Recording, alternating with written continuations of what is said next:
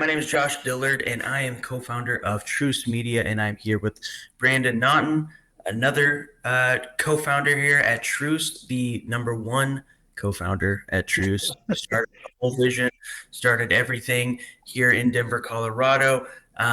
Brandon, welcome to the show. Thanks for having me. Yeah. Do you want to tell us about why you created this mad mess called Truce Media? Yeah, a lot of it is comes down to looking at the current environment. I mean, we all grew up. A lot of us grew up in like the '80s and '90s. We're still kind of young, and we saw, wanting to make 100,000 a year, want to make, be a millionaire, and now all of a sudden we see billionaires, and we now have multiple companies that are trillion-dollar companies, and it's like, well, where are we going? And what is the quality of life? And so, I had been involved in several other ventures, and I was walking the halls of the Commons downtown, and I heard this talk about cooperatives, and I just kind of stuck my head in and sat and listened, and that was like 2 years before we started to put Truce together, and it just kind of kept stuck in the back of my mind of like, you know, what can we do to create a better environment for creatives where they can benefit from the work they do on a long-term basis? And it's like, well, you always ask what builds equity, and buying a house builds equity. Well, owning a business builds equity. And so giving creatives that opportunity to join forces and build something bigger that can play on the scale of these large corporations that are becoming trillion-dollar companies. Um, I think that was really the idea that, capitalism is kind of feeling like hyper capitalism these days. And we need more like co-opitalism in a sense. We need people that, if we build this together, we don't really have to focus on a CEO getting paid, $50 million. It's how do we take that money and really benefit everyone so that they get the joy, the fruits of their labor. So that was kind of Truce. Like, let's call it Truce. Let's build something bigger together, and create this community where everyone can um, really dive in and feel like there's ownership. And a lot of that has to do with shared resources. So that's why we built the studio originally, was to give everyone an opportunity to rent a facility, to have a home.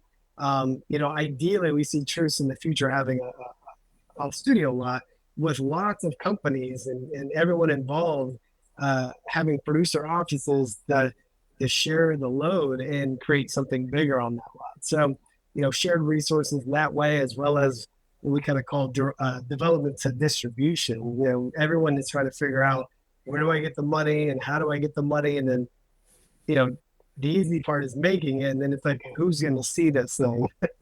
And so, I think truce resonates as a word.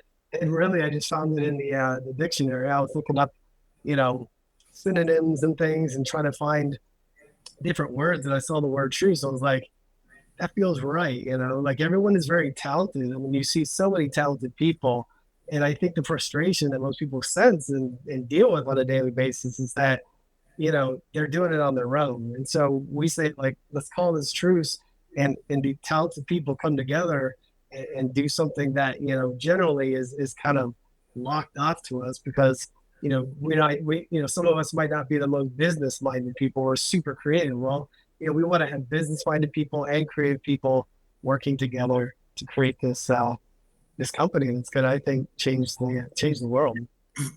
Yeah, to your point, and it's probably everywhere, but we see it because we've been in Denver for so long. But the community is just so separated as far as people working on their own.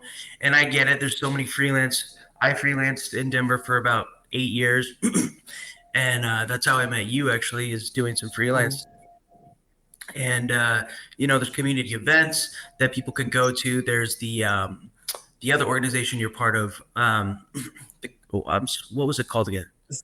The Colorado Film and Video Association. Yeah. Yep, Colorado Film and Video Association, which is great resources as well. They put on events and try to bring people together. But outside of that, I mean, everyone's kind of on their own, and that we saw that as kind of an issue that we wanted to tackle, and it hasn't been an easy thing or well received, if we're honest, because in order to do that, you really have to kind of replace. You have to replace all the reason why people are freelance with something even better, and that just takes time. Whether that's financial, the actual building to like house, not house, but have people come and work. Um, and then like to build a good community that people want to be a part of. So, I mean, we're Yeah. tackling a pretty big thing that's just going to take time and, getting people on board. But I think we've been pretty successful when it comes to when we set our mind to do something, we go when we do it. We were talking with Julie about the Cannes Film Festival and some of the festivals that we have gone to. I was telling her that, Cannes, for some reason, maybe it's just because I wasn't in tune with all the festivals, but Cannes seemed kind of like unattainable. Like you couldn't, like it was a place that normal people uh, can't just go to, but you can't. You can just, you can go. And you were there this year. So tell us a little bit about what you saw out there in Cannes and, outside of the wine, cheese, and the beautiful south of France sunsets. What did you see out there in Cannes? Yeah. Yeah. I mean, really, you kind of get a really good sense of what the majority of some of the most, active industry professionals are feeling at the time. Really picking the brains of folks you meet on the street at random cafes. La Majestique is, an amazing hotel where you just run into people that are, producing and executive producing 15 to $50 million films just sitting there and you're having coffee and drinks with. So, it's interesting because, when you get to Cannes, it's all obviously very overwhelming the first time you go. I really hope we can get a lot of Truce folks to come to Cannes with us.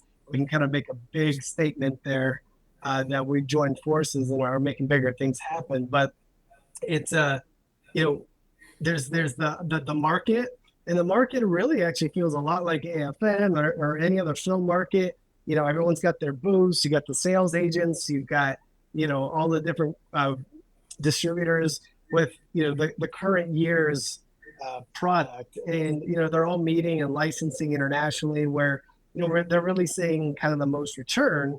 It's just on that international front, but it's highly targeted stuff such as winter romance, holiday movie type stuff, or specific genre horror movies, or mid-tier and low budget action films, and really to get something sold, you need something that can kind of transcend across different uh, countries. So like something that might appeal to South Korea.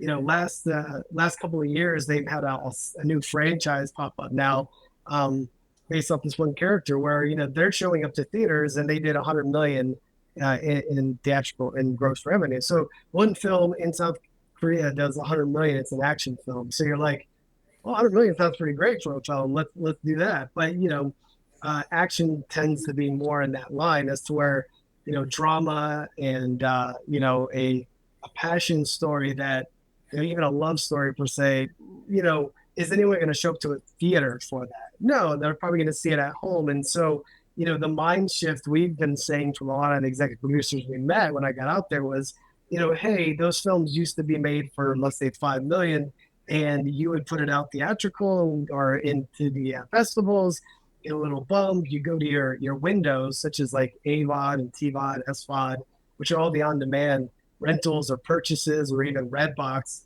options. Well, a lot of those windows are closing where you're not going to put that movie in theatrical anymore unless it's some major breakout, which is probably a 0.1% chance, right? It's very, very low. So, there's a lot of money that it costs to put something into theaters. So, that means that moving forward, I think for the next several years, we're probably going to see just a lot of action movies. You're going to see a ton of action movies because that's what people are willing to show up at the theaters for. And then, anything else you're going to see, probably do a short run in theaters, but be simultaneously released online. And they are trying to really push back and close that window of saying, can we do theatrical for 2 to 3 months and then go online and go to a streamer or something like that, because it does this, it de-incentivizes folks to, to to show up to a theater if they can just watch it the next day at home. And since the pandemic, I think a lot of us have also built up uh, our home theaters, let's say, our TVs. Now they're all 8-inch TVs for $400. So, it's kind of really changed the game. So going out there, you see a lot of people moving product around in bundles. And, what seems to be being made, and everyone we talked to was, if you could do 2 to 5 million or even up to 12 million, where, the majority, half of that at least is cast, then the investors are seeing it as a safer investment. So a $1 million film with nobody in it is not going to move any needle or get sold or most likely even be seen.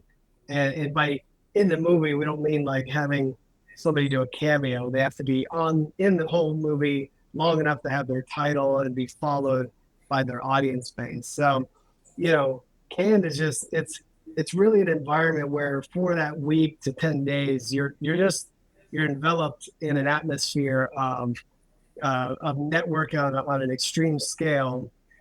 And bring your WhatsApp, make sure you're all ready to go. Everyone uses WhatsApp, and you're checking out the market. I really do go and watch at least 4 to 5 films, and I like to look at the official selections to kind of see what they're curating for the festival. And a lot of it is stuff that you wouldn't consider commercial in any way. So it's like not commercial focused. It's more pushing the boundaries of film, or it's very artistic art house type stuff that you know you may find yourself falling asleep a little bit. You're exhausted from the night before, but it's really a mix of stuff. But I think that it's good to kind of see what they're looking at that year and what's selling and what's not. There's the pavilions, which I think are great to go visit. You can really get connected to a lot of the different film commissions, as well as just the country's film development teams. So, like, we went to like Sweden and Germany and Thailand, and you get to meet the folks that if you were doing tax incentives there and you were doing production work, these are the folks you'd be dealing with. So it's really great if you've got current projects that you really have a mind for a certain country and filming, to go to them and talk, because you get a direct access to those folks in the future to submit your project, to submit your budget, to begin paperwork. And some of these countries like Ireland actually has like a pre-incentive, and where they will approve your full incentive and then give you a percentage of it up front before you even film. And then you come in and you start filming, they give you the rest while you're shooting, and then at the end, obviously. So it's great to learn about each country and how they're trying to attract film and what kind of infrastructure they have. So that's a really great section to Cannes that most people don't uh, don't utilize. So definitely take time to look at the pavilions, as well as the market, the marche is what they call that. And a lot of it is just trying to set meetings and get into a lot of the industry parties, where you just run into folks that are doing really big things, and you get to connect with them and connect on WhatsApp or LinkedIn and create those follow-up conversations. And that's what we've done at Truce, is we spent a lot of money and time and energy and sponsoring to build these relationships, so that we can work with our members and member owners as we grow, and say, like, this is what they're looking for. What do you guys have? And then let's partner to get this to these folks and actually get them made.